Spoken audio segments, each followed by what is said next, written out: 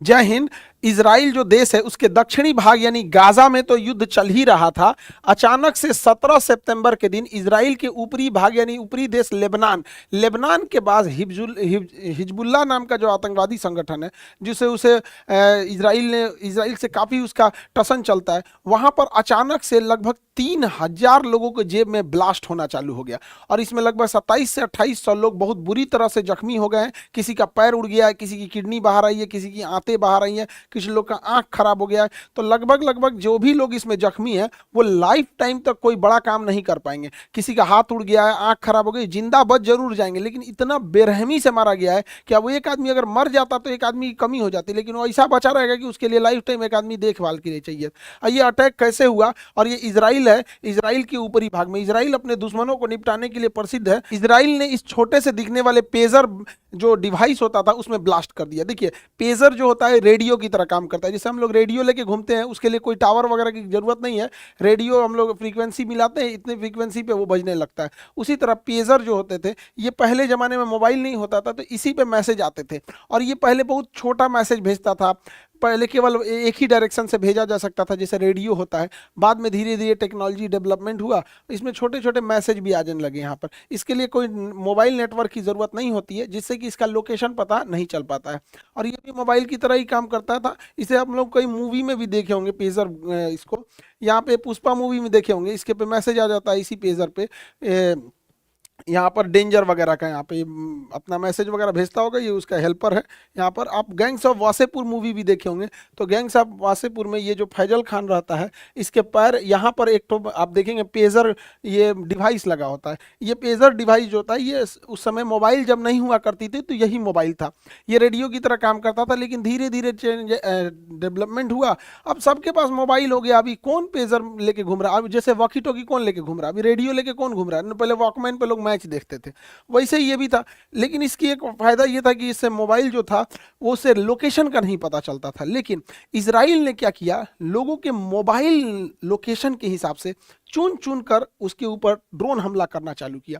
Hezbollah को जब ये पता चला कि इसके जो टॉप मिलिट्री कमांडर हैं वो ड्रोन अटैक में कैसे मारे गए, तो वो लोग यूज़ कर रहे थे मोबाइल यूज़ कर रहे थे। उस मोबाइल के लोकेशन के हिसाब से जो मोबाइल का लोकेशन दिख रहा था वही लोकेशन ये मिसाइल ऑटोमेटिक इसको कैच कर ले रहा था और वहाँ पिन पॉइंट एक्यूरेसी से हमला कर रहा था। ईरान में भी ऐसे कई हमले कराए गए डायरेक्ट।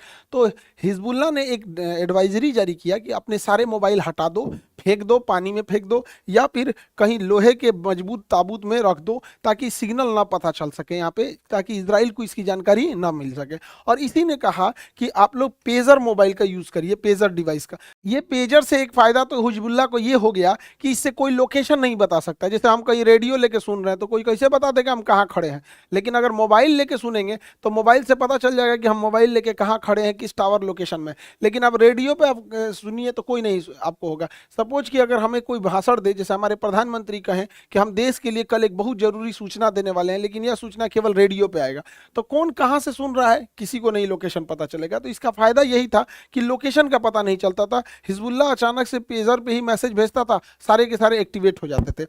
लेकिन इजराइल को इसी में एक मतलब दिमाग लगाया उसकी खुफिया एजेंसी ने। हालांकि इसमें मोसाद का कोई योगदान नहीं है, आगे समझेंगे लोग यहाँ पे। तो ये इजराइल के ऊपर लेबनान है। लेबनान ने 3,000 पेजर बनाने का ठेका दिया था ताइवान को, लेकिन ताइवान की कंपनी जो थी अपोलो गोल्ड जो था पेजर बनाने का लाइसेंस दे दिया हंगरी की कंपनी को। हंगरी की कंपनी को जब दे दिया तो यह यहाँ बनने लगा हंगरी में। अब यूरोप में जब ये पेजर बनने लगा तो यहाँ से इजराइल का एक्सेस बहुत ईजी हो गया।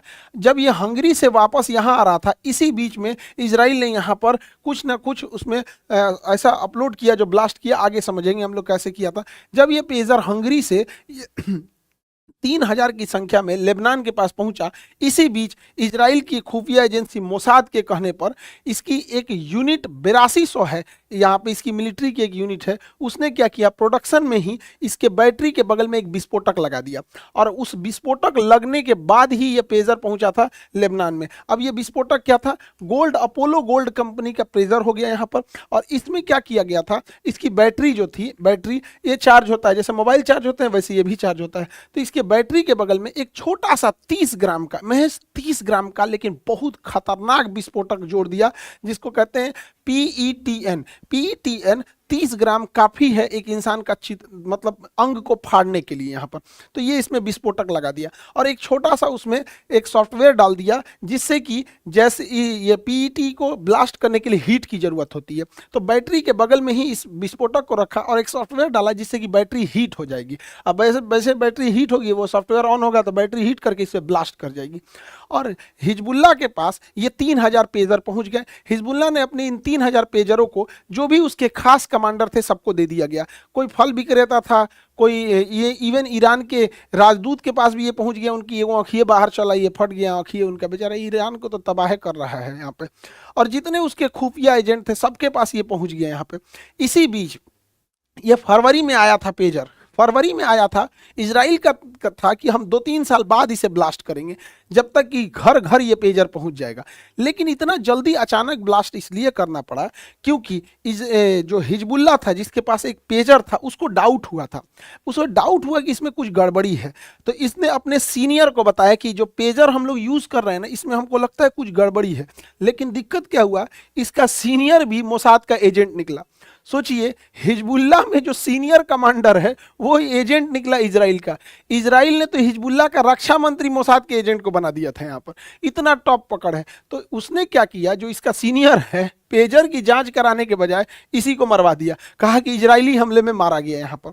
और उसने इजराइल को संदेश भेजा कि अब इस पेजर को जितना जल्दी हो सके इसका यूज करो, अदरवाइज में 1-2 खबर आई है, जब जांच होने लगेगा तो कुछ नहीं कर पाओगे। तो ये खबर लीक हुई थी जुलाई में, और सितंबर में हिजबुल्ला जो था कुछ मैसेज देना चाह रहा था, तो इसने ये सितंबर का डेट रखा कि भैया अब इसको जितना जल्दी ब्लास्ट कर दो, वरना ये किसी काम का नहीं होगा, वरना इसे ब्लास्ट करेंगे नहीं तो ये किसी काम का नहीं बच जाएगा।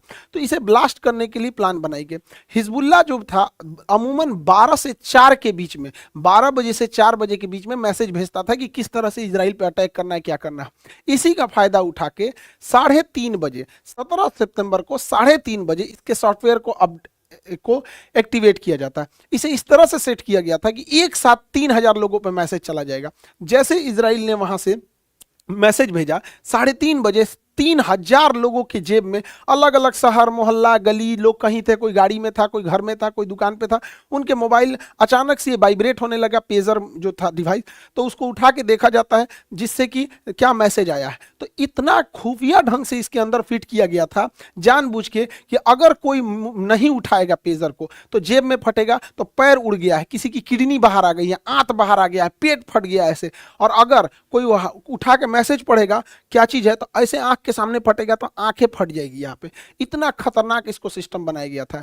तो जैसे हिजबुल्ला के आतंकवादियों ने यहाँ पे स्टार्ट किया, यहाँ पे पढ़ना चालू किया कि क्या मैसेज है, तब तक अचानक से फट गया और उनकी आंख तक बाहर आई है। इतनी बुरी तरह से हालत है कि जो बच गए हैं वो मरने से बुरी हालत में है यहाँ पे। अब उनकी देखभाल करने के लिए एक आदमी उनको परमानेंट चाहिए होगा। और ऐसा नहीं जैसे कोरोना कैसे फैला था, गली गली में कोई इधर से मर रहा है, कोई इधर मर रहा है, वैसे फैल गया, हाहाकार मच गया पूरी तरह से। हॉस्पिटल में लाइन लग गई यहाँ पर और एकदम चारों ओर से उसके हॉस्पिटल भर गए इस ब्लास्ट की वजह से। डॉक्टर्स पूरी तरह से बिजी हो गए और 3000 में से 2800 का पेजर फटा था, 2800 का, 200 बच गया है। रीजन क्या है, कोई अपना पेजर रख के बाथरूम में गया है, कोई पेजर रख के अपना सो रहा है, मतलब बॉडी से दूर है तभी बचे हैं, नहीं तो फटा पूरा एक्यूरेट है यहाँ पे। इसमें लगभग 15 से 20 लोगों की मृत्यु हो गई। अब मृत्यु का आंकड़ा और बढ़ेगा। पूरी हॉस्पिटल में कहीं जगह नहीं है, साइड साइड में लगा के इलाज करना पड़ रहा है।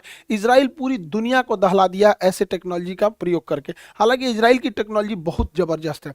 इजराइल अपने दुश्मनों को यहाँ पे, गाजा को तो निपटा दिया, यहाँ पर पारा पारी ये आ रहे हैं, जब गाजा को निपटा देगा तो अगला नंबर आएगा इसका यहाँ पर हिजबुल्ला को निपटाना। जब हिजबुल्ला को निपटाएगा तब ये वेस्ट बैंक को निपटाएगा, पूरा खा जाएगा फिलिस्तीन वगैरह को। गाजा को तो निपटाइए दिया यहाँ पर। तो इसको, और इसने घर बैठे बैठे बिना गोली चलाए पूरी कम्युनिकेशन सिस्टम तहस नहस कर दिया।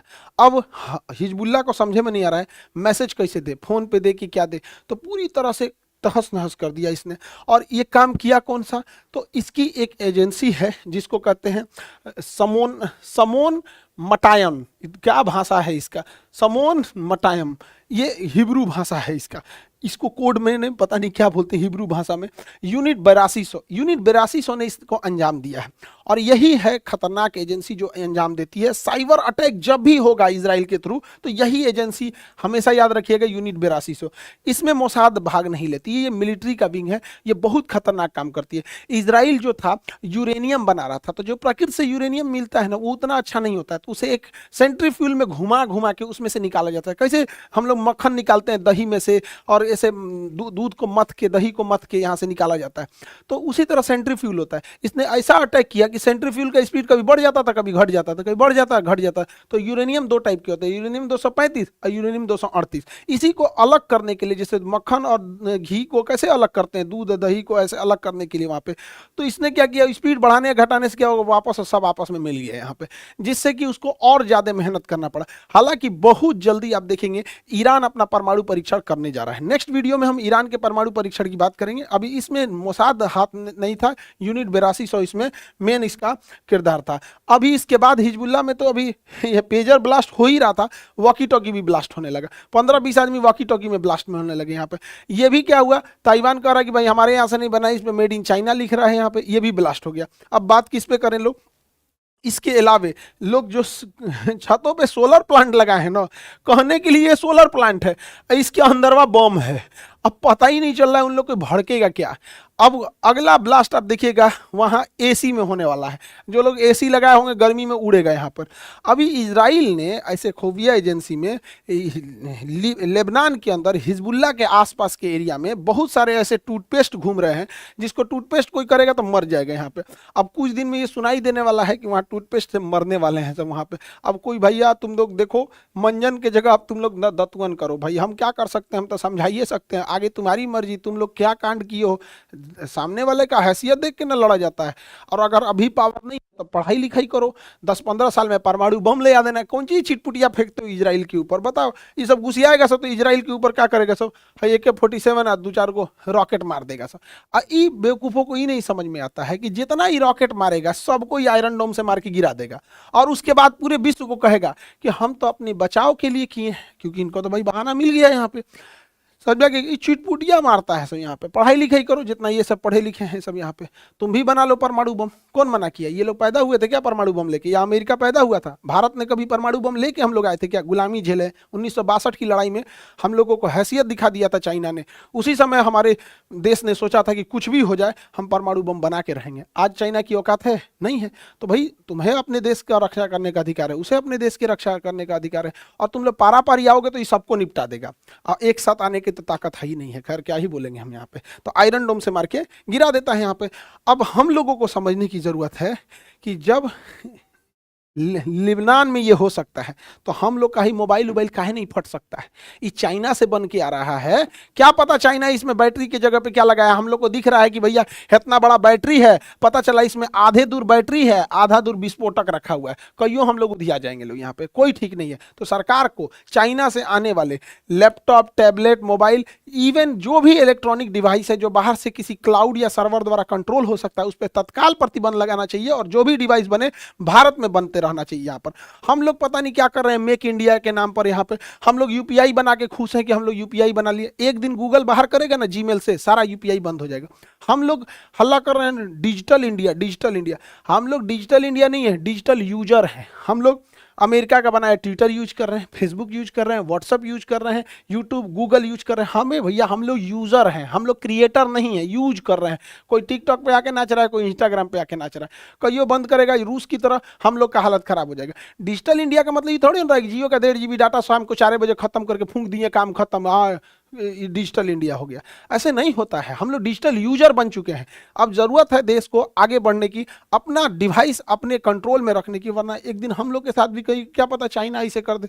हम और आप क्या कॉन्फिडेंस से कह सकते हैं कि इतना बड़ा बड़ा ये लेके, जितना टीचर लोग पढ़ा रहा है ये पैनल वगैरह इंडिया में कहाँ बन रहा है? ये मजबूरी में कोई लेके आ रहे हैं लोग, हाँ खरीद रहा आदमी इंडिया से।